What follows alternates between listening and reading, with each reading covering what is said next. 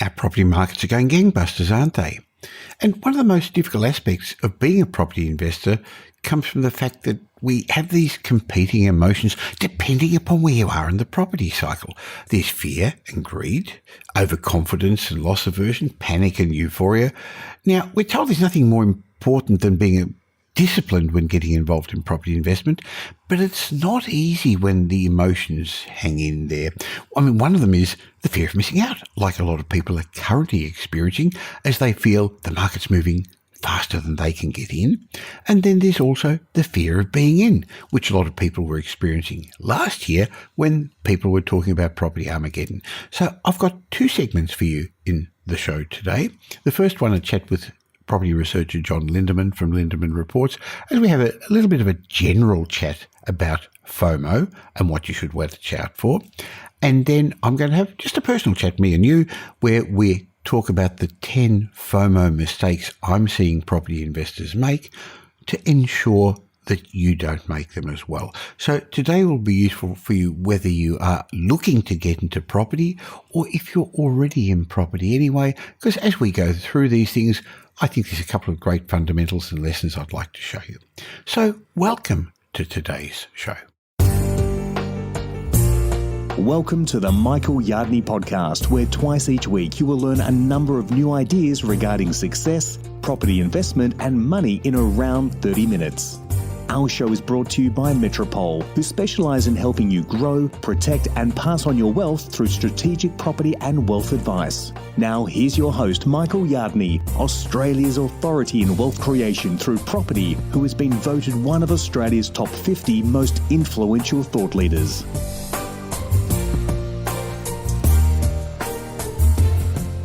Property values are rising, and now everyone's talking about how the value of their home or their investment properties has increased.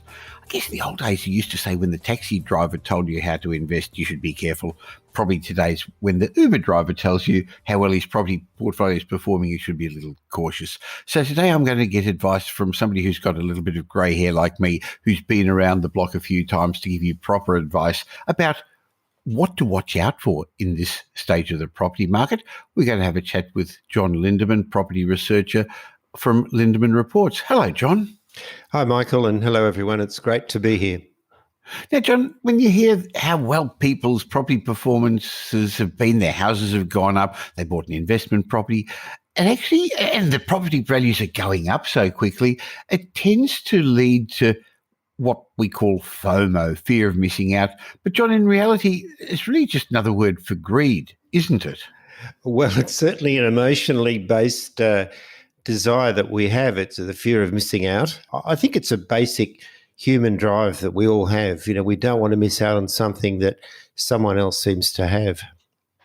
Sure. Now, by saying greed, I'm not being rude, because in most of our emotions in property and investing in money are based on emotions rather than on rationality. We're not rational despite how we think we could be behaving. In other words, it's either fear or greed. So on the one hand, fear stopped a lot of investors last year when, if you look at it, boy, would they have done well having bought when everyone was saying, look the other way. But now it's the worry of missing out. But it actually brings back memories, well, at the time of this recording, which is a little while before it's going to be listened to by our audience. There's fear again. I'm locked down in Melbourne, and I believe there's no toilet paper in the shopping malls again. Yeah, and it reminds me of those crazy scenes we saw, people fighting over a few rolls of toilet paper in supermarkets. And yeah, it's happening again, but as far as property is concerned, it's really something we should stay well clear of, because it's not a lack of supply as much as it's a panic-driven demand surge, and it's emptied supermarket shelves of toilet paper. So I trust you've got a few put away, Michael. Yes, we do. But I think one of the things to remember is that when other people are overpaying and not doing their due diligence and buying secondary properties, in the past, we've been around long enough to see that when the musical chairs eventually stops and the market slows down, I don't think either of us are thinking they're going to crash. There will be some people who are going to have missed out because they've either bought the wrong property or they've paid too much or bought it in the wrong position. That's right. And the property market is like any other commodity. It needs to be treated with respect and caution. And if you're at the end of a boom, quite often you can buy over market value. And then, of course, you find that as the demand subsides, that you've actually paid too much for your property. Sure. Now, at the moment, some people are even using the bubble word. Now, I know in our previous chats, we've spoken about the concept that the fundamentals are still there.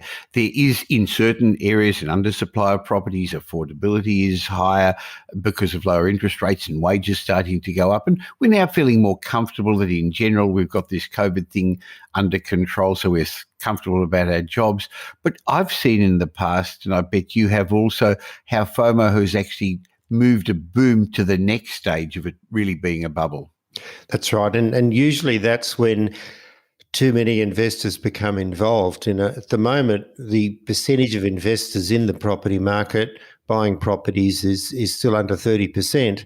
And 30% is probably where it should normally be, because that's how many rental properties there are. But when it gets over that number, that's when you get people buying purely because of demand. They're not actually looking at the actual need for properties. And we all remember those mining boom years and towns like Moranbah, Port Hedland, Emerald, Newman and Dysart, how prices escalated. And then, of course, they crashed because it was all investors who weren't actually living in the properties they were buying. So it's owner-occupiers that basically create the market. It's about 70% of purchases. And it's investors who push it up to its heights, the booms, and even sometimes bubbles. And when they get out of the market, they accentuate the downfall as well. So I think one of the fundamentals of where you invest should actually look at who other people in that location are. And in those towns you talked about, Moranbah, Port Hedland, Emerald, it was mainly investors buying. And that's why I know you and I like to buy in locations which are dominated by owner-occupiers. That's where you get the long-term price stability. We've looked at these markets, Michael, and talked about them, and it's well-established family home areas that have the greatest price stability because people don't move, for long periods of time. Well, I know Warren Buffett said be fearful when others are greedy and be greedy when others are fearful. And he was probably getting at something a little bit like this.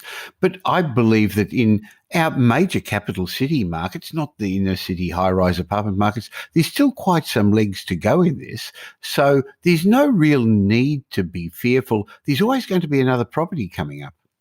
There'll always be a property somewhere. And I always say, buy with your head and not your heart, because then you can avoid getting sucked in or, listening to the hype that accompanies these sorts of booms. But when headlines are telling you properties are selling faster than hotcakes, that it's time to ignore them and not go in. There'll always be other opportunities, you say. Well, I know you get frequently asked by the media for your commentary, as do I, and the media loves those sort of headlines that what creates clicks. I think we've got to remember that it's not the media's job to educate us. They're basically trying to get our eyeballs onto the ad spaces that they've already sold to the people who are paying their wages. So be careful about that. But there's over 10 million properties in Australia, thousands of suburbs to invest in, lots of different properties to buy in. And interestingly, there seems to be a little bit more stock coming onto the market. So if you miss this one, there's going to be another one coming up. There definitely will be. And if you're looking at an investment opportunity, there'll always be opportunities in Australia somewhere, as long as you buy the right type of property for the right price in the right area. And that's really the key to success.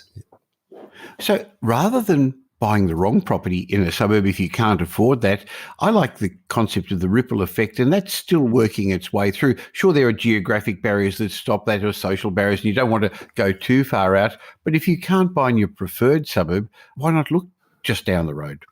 There's a lot of new opportunities coming as well. We've seen in the federal budget, for example, the government has now put in this initiative where anybody aged 60 and over can, when they downsize or sell their family home, each of the couple can put away up to $300,000 into super. So that's selling a family home, downsizing means you can put up to $600,000 into superannuation. And that's a huge incentive. And it doesn't mean people have to downsize to some sort of remote tree change or sea change type locality. They might just simply want to buy within the same city, but buy maybe in a better area that more suits their needs and a better type of property. So I think there's going to be a lot of people moving in future and a lot of opportunities, but you've got to look at what's going to drive them. Well, I think what you're getting at there is there's a lot of equity sitting in baby boomers' homes. They bought them 20, 30, sometimes over 40 years ago. And that's not actually productive equity. It's not bringing in income. So I think one of the things behind the government's thinking was, well, if they move into a family-friendly apartment, a unit, a townhouse, they'd put the money into super, which goes into the share market in general, or sometimes in property, and it keeps greasing the wheels of industry. And if they actually have got that money in their super, it's another self-funded retiree, John, rather than the government having to look after them. Yeah, you could be cynical and think that the government's to save itself a lot of money by having people pay for their own retirement rather than going on the pension. Sure. So what are the big mistakes you're currently seeing some people make when they're riddled with this FOMO? I think it's the emotion that takes over. And I've seen lots of people, they come to me and complain, the buy price guide said 800, but it went for 1.1 mil. So we're going to reduce our expectations. We know that we've got to build in that buffer. And when I say, well, wouldn't it be better just to wait? Don't go in and jump into this market if you're buying in a really hot part of the market at this time. It's very hard to convince them, but that's what I'd say. Just use your head and sit back and look at the prices, at what's happening of similar properties and say, well, am I better off waiting or do I really have to buy right now? Of course, it's different if you're buying your own home. You have different criteria to an investment. But if it's an investment, I'd also be suggesting you have a strategy, have the clear rules, understand, have a plan, understand what you're trying to achieve. Are you investing for cash flow? Are you investing for capital growth? Does the property that you're looking at tick all the boxes to help you achieve what you want to? And by sticking to a strategy, you're more likely to be rational rather than emotional. That's right, and of course, people who don't have a strategy, they'll just change. So they look at any type of property anywhere and say, I can afford that, I'll buy it. And rather than say, well, does this suit the strategy I'm after for long-term growth or for cash flow, or whatever it is that they want to achieve? Well, in fact, they think buying an investment is a strategy. No, it's not. Just like they think searching for a property in their local neighbourhood is researching. No, it's not. Now, interestingly, this has been brought home to me by my nephew, who has been looking for my sister's son, who's been looking for their first property. And every house they've been seeing, they fall in love with. They want my advice. And I've said to them, make a list of what you must have, make a list of what you'd like to have, make a list of what you don't want to have in your property. And it started to give them some criteria of what to look for, John. But the alternative was, what was happening is 3 times a week, they'd actually flick me something from realestate.com. They fell in love with it before they even went to inspect it. I said, no, Jared, go look at it before you ask me for an opinion. Yes, it's very easy to let the heart rule your decisions, and I think the list idea is great because it's reasons why you should and why you shouldn't. One of the things that shows you immediately is which of those decisions is emotion based and which is based on rationality. So it's a great idea. I've used that when I was moving from one city to another. Whether I should move or changing jobs, all sorts of big decisions. It's a great way to know what really is the right decision to make. Well, I stopped them bidding for a couple of properties over the last couple of weeks. And interestingly, last night at 6 p.m, I bid for them at an auction, and Jared and Emmeline got their first home and their desired home. And interestingly, it was about $150,000 below their budget because they actually waited for the right time and the right opportunity rather than jump in. So sometimes listening to an older grey-haired guy does work. I'm not talking about you, John. I'm talking about me in this particular occasion. So thank you for your time and your thoughts, and look forward to catching up with you again real soon. Look, it's been a pleasure, Michael. And to all of you looking for properties, as was said, don't let emotions guide you. Now, before we do finish off, though, I know you have lots of great reports and blogs to help people do their research. So where can people find out more about you? Well, we can show you exactly what reports we've got available on lindemanreports.com.au. That's Lindeman, Lindeman, reports.com.au, and there's lots of information, free blogs and other stuff there as well. But you'll see our latest report there. And of course, I'll leave a link in the show notes so people don't have to remember that if they're out at the moment. Thanks, John. Catch up again soon. Thanks, Michael. Bye, everyone. With that introduction in my chat with John Lindeman, in a moment I'm going to share with you 10 FOMO mistakes that I've seen property investors make to ensure that you don't make them. And boy, am I seeing people making those errors at the moment. But beforehand, I'd like to just offer you a bonus as a way of my saying thank you for listening to my podcast. If you go to podcastbonus.com.au, I've got a bundle of ebooks and reports waiting for you. Just leave us your details and we'll get them to you. Now, before I move on with my FOMO mistakes, maybe just continuing on what I said with John Lindeman, it's important to have a strategic plan as part of your property investing process so that you're not as susceptible to emotions. Because sure, the market's moving on, but if you don't buy the right property that's going to suit you, you will be one of the casualties that's going to happen. So if you're looking for direction, for guidance, to get wealth-producing results, why not have a look at how my team at Metropole can help you? Go to metropole.com.au. And as I mentioned in my chat with John Lindeman, it starts by building a strategic property plan for you and your family, because planning is bringing your future into the present so you can do something about it now. Then, if you choose to, you can use our buyer's agency, wealth advisory, property management, renovations, development, financial planning. We have a holistic approach, and that's what you need to take advantage of this market, more than just a buyer's agency, more than just a property strategist. Go to metropole.com.au. Find out about our range of services, and I look forward to being part of your long-term wealth creation journey. Our property markets have been surging this year, and double-digit growth's in sight for all our capital cities. And now, as more Australians are starting to feel secure about our economy in general, and their jobs in particular, this is only going to place more impetus under our markets. I've recently heard somebody suggest our housing markets are on a Mexican wave. You know, like what happened at the cricket or the football, where they used to allow big crowds at the MCG.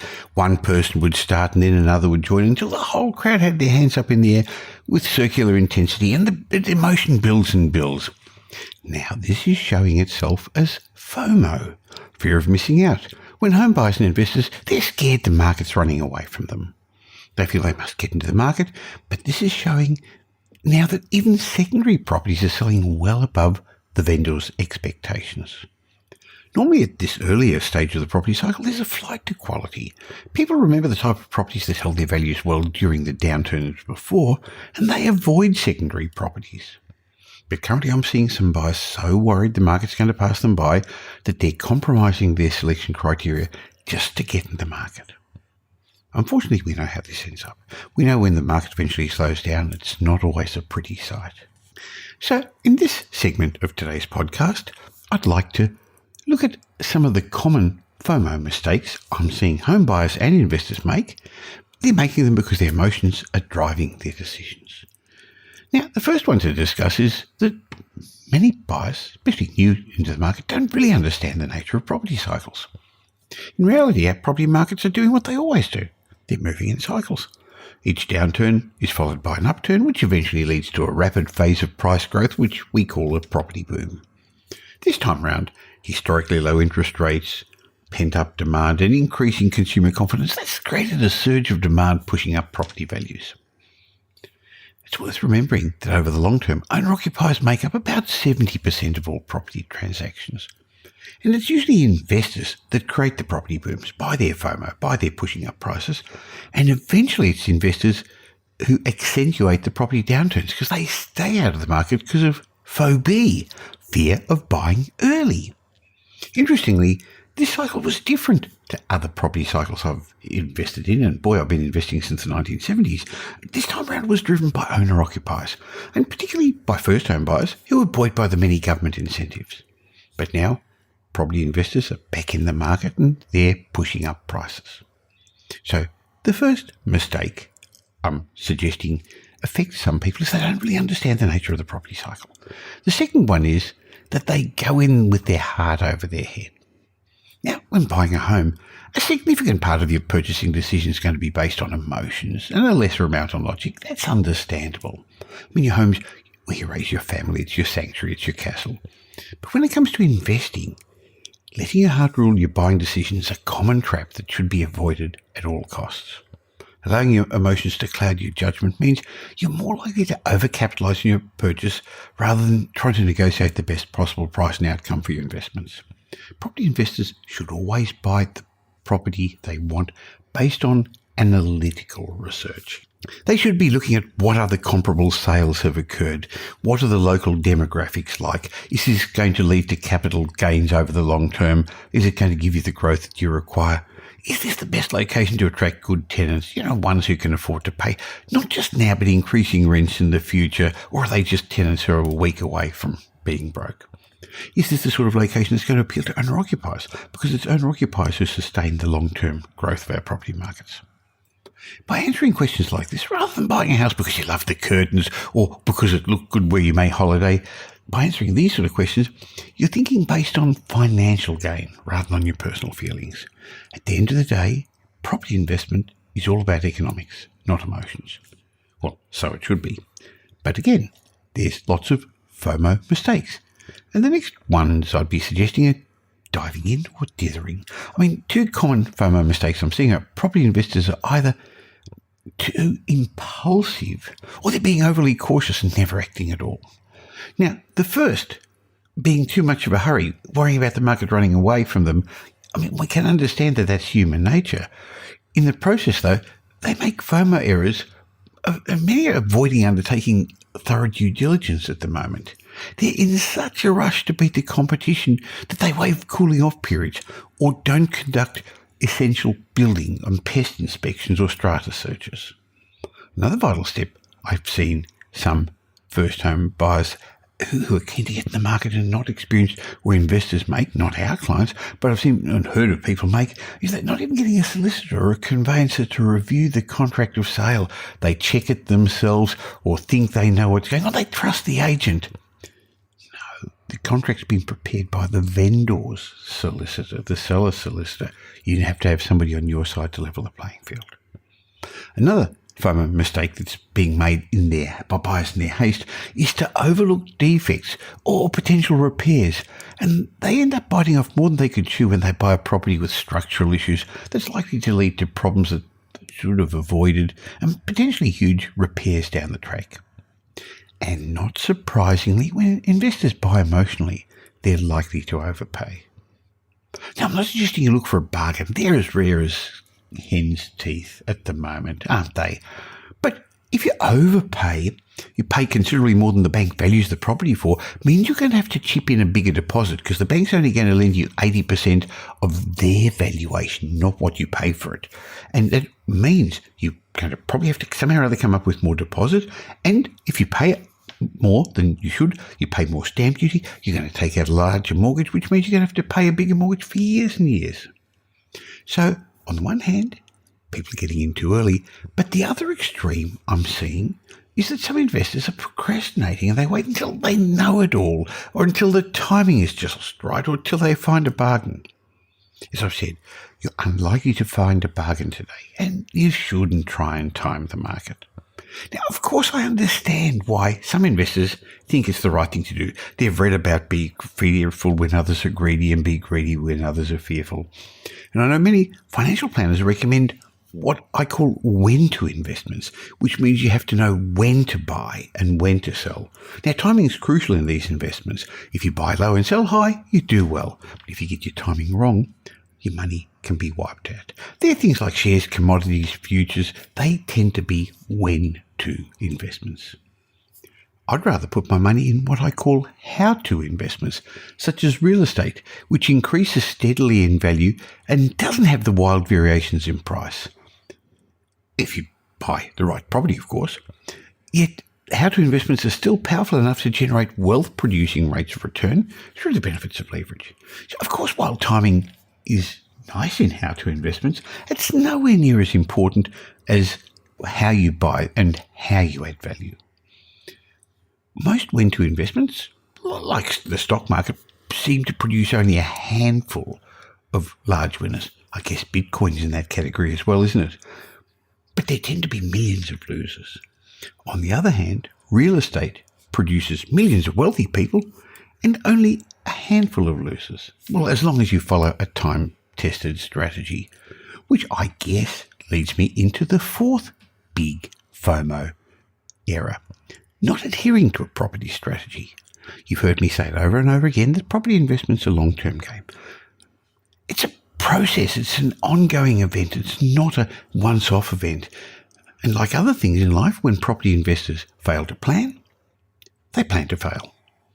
Trying to build a lucrative property portfolio, one that's going to one day give you financial freedom and choices in life, without a plan of attack, it's like going off on a road trip without a map.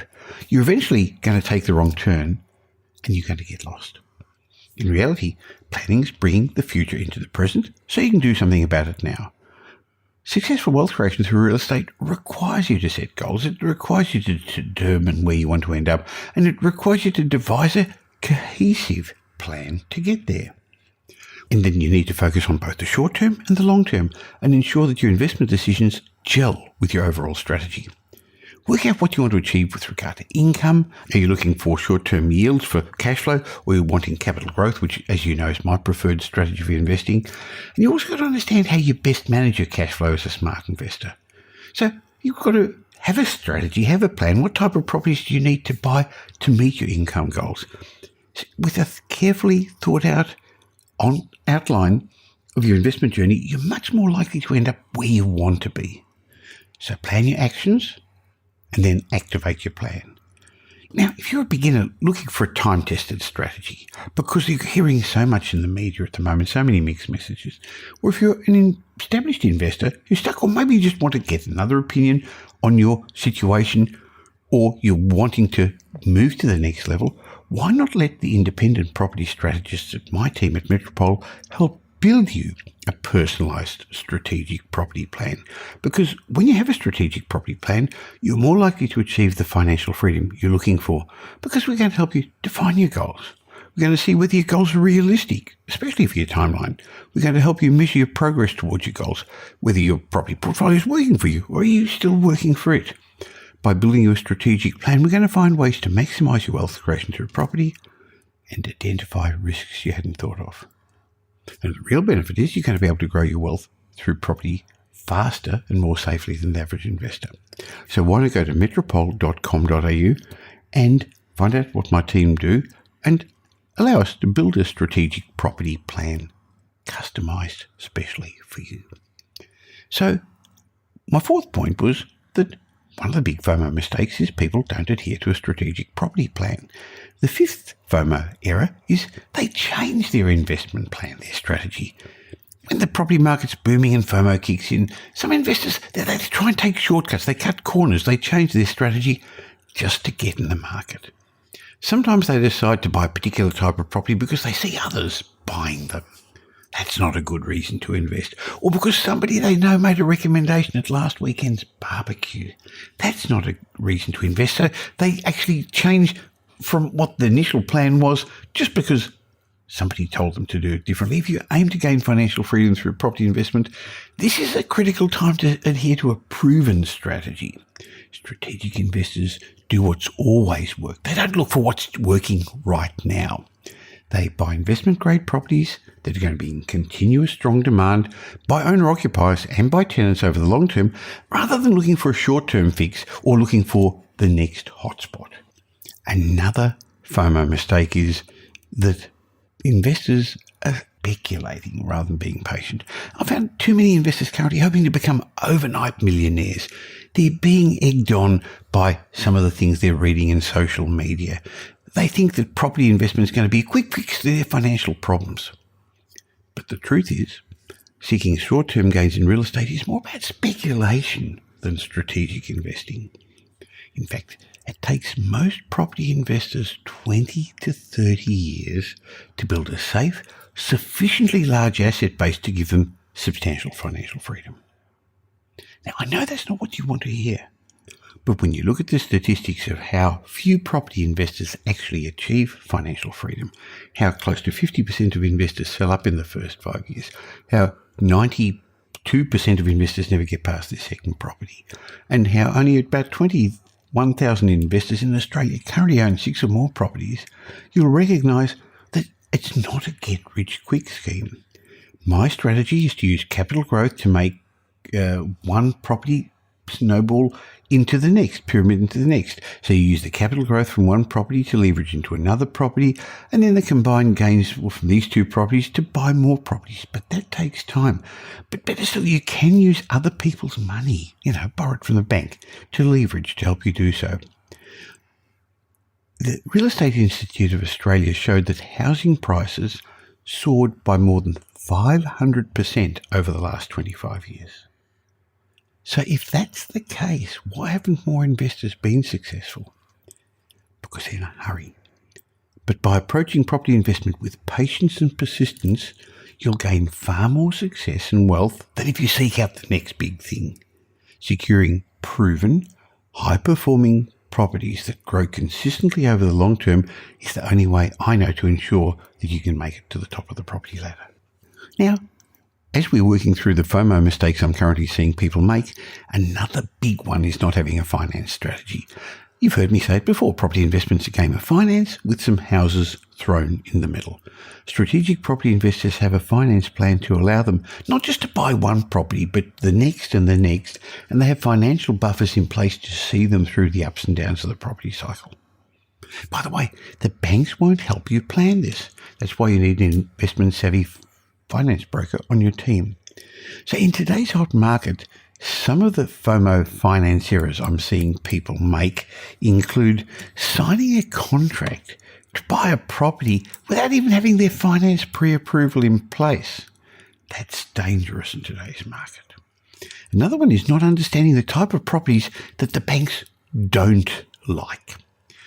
And if you've got a finance approval in place, but you commit to the wrong type of property, you may not get a loan, or you may not be able to get the higher loan-to-value ratio that you're looking for.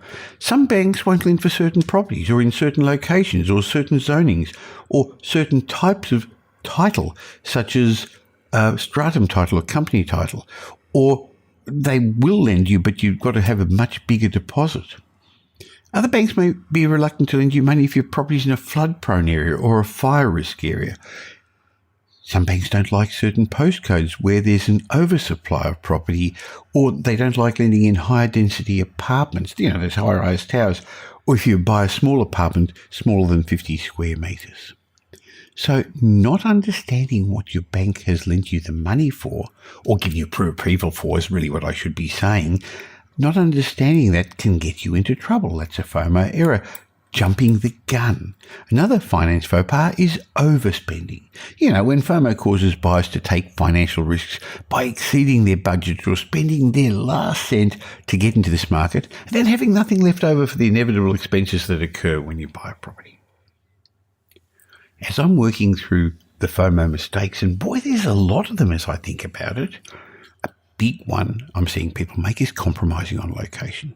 Despite the fact that their property's location will do 80% of the heavy lifting when it comes to capital growth, some investors are so desperate to buy in a particular suburb that they buy in the wrong location within a suburb. And not all locations in that same postcode are going to do the same.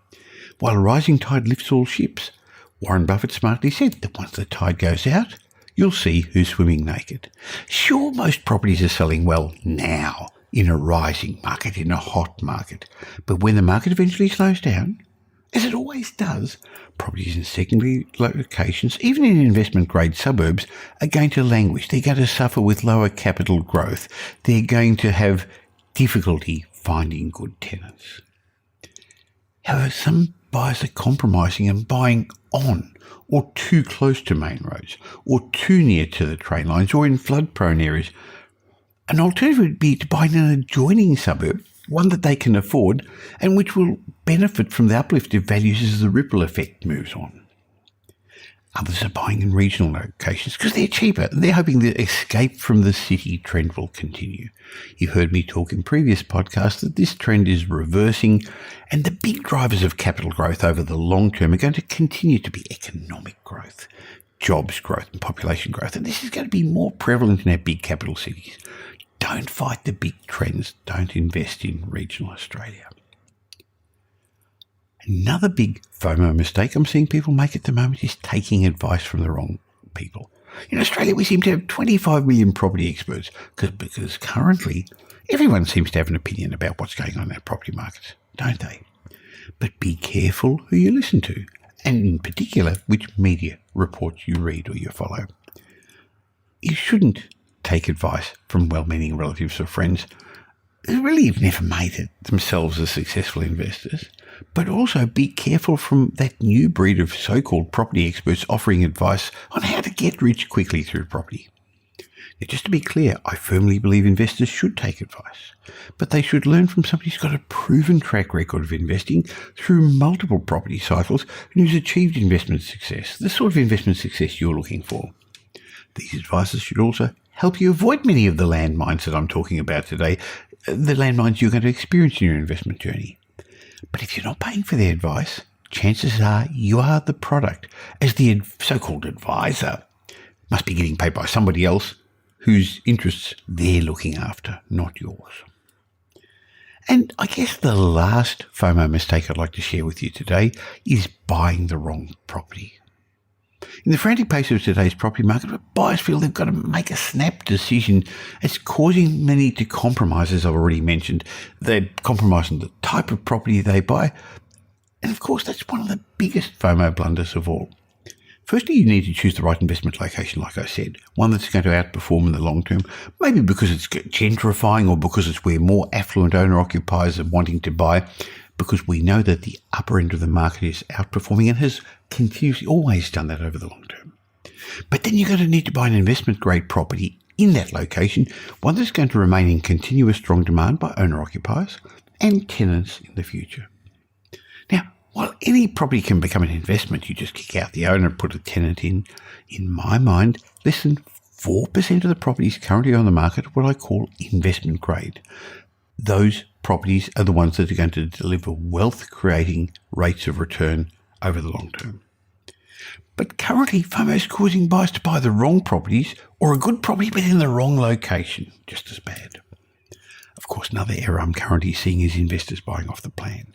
Now, you've heard us talk about that before. New properties off the plan properties have a long history as poor investments. But some buyers are letting their emotions get in the way and hoping the market's going to just continue rising to cover up for the premium they paid by buying the wrong type of property, a secondary property. So my summary to you is it's a good time at the moment to remember Warren Buffett's great quote. Wealth is the transfer of money from the impatient to the patient. So don't let your emotions drive your investment decisions. But of course, this is a great time to take advantage of the opportunity the current property markets are offering. But I don't want you to make these FOMO mistakes. And as I'm trying to explain, not all properties are going to increase in value at the same rate, and some sectors of the property market are going to continue to languish. So now, more than ever, correct property selection will be critical. But you can trust my team, the team at Metropole, to provide you with direction, with guidance and results. So whether you're a beginning investor or an experienced investor, at times like this, you need a holistic approach, an advisor who takes a holistic approach to wealth creation. That's exactly what you get from the multi-award-winning team at Metropole. Go to metropole.com.au and find out about what we do. I mentioned before that we start off by helping you by putting a strategic property plan together. It's bringing your future into the present so you can do something about it now. Then you may choose to use our buyer's agents, our wealth advisory, our financial planning, renovations, property management services. We're there to help you in the long term. So go to metropole.com.au yardney.com.au. Find out what we do, register your interest, and I'd love to be part of your ongoing wealth creation journey. Now here's Michael's mindset message. Remember, a change in your thinking will lead to a change in your life. In my mindset message today, I'd like to share a lesson with you that basically says the longer it takes, the longer it will last. Now, I got the concept of this chat from a blog by my good friend Tom Corley, who regularly writes a property update, and he's my co-author in the new book, Rich Habits, Poor Habits. Now, why I say new book is because we had the second edition just come out where we've updated it for the current financial markets. You can go look at that at richhabitspoorhabits.com. But Tom explained that the average red oak tree takes 15 to 20 years to produce its first acorn, but it will then go on to produce acorns for up to 350 years before that big red oak dies. Conversely, a cherry tree takes about 4 years to produce sweet cherries, but its longevity is short-lived. It'll produce cherries for only about 20 years before it dies. And Tom explained that becoming wealthy like the mighty red oak takes a long time. He did a study of self-made millionaires, his Rich Habits study, and he found that on average it took self-made millionaires between 12 and 32 years to become wealthy, depending upon the path that they used. They found different paths to become wealthy. But he said almost every self-made millionaire in Tom's Rich Habits study, other than the saver investors, shifted into wealth management mode once they became wealthy. They did everything within their power to preserve and grow their wealth long after they became wealthy. Not one of the self-made millionaires in his study squandered their wealth once they became wealthy. Not one? I've wondered about that, but apparently not. You see, the path to becoming wealthy is a long journey. The self-made millionaires in Tom's study understood how hard it was to accumulate their wealth, and because of their smart money mindset, I guess, that got them there, they intended the wealth that they created during their lifetime to go on long after they were dead, to create intergenerational wealth benefiting their children, their grandchildren, and their great-grandchildren. And I understand that. That's what I'm doing. See, these people in his study saw their wealth as an opportunity to benefit many future generations. That was their legacy. Conversely, according to the National Endowment of Financial Education, about 70% of all lottery winners go broke within a few years. You've heard that before too. Easy come, easy go. Because they didn't work on building their wealth over many years, the wealth really didn't have the value for them other than spending it or giving it away to their family and friends. So if your goal is to become wealthy and keep that wealth within your family, you must build a solid foundation, said Tom, forged with smart money habits forged over many years, which can then be passed on to your children. But building that sort of a foundation takes time. But the longer it takes, the more sound the foundation will be. So my question to you in my mindset message today is, which tree would you rather be? The cherry tree or the long-lived red oak tree? Well, I hope you got some insights in my chat with John Lindeman and then my chat with you about FOMO mistakes. If you got some benefit and you know somebody else who'd get some benefit, please help me in my quest of making as many Australians successful property investors as possible by telling them about the Michael Yardney podcast.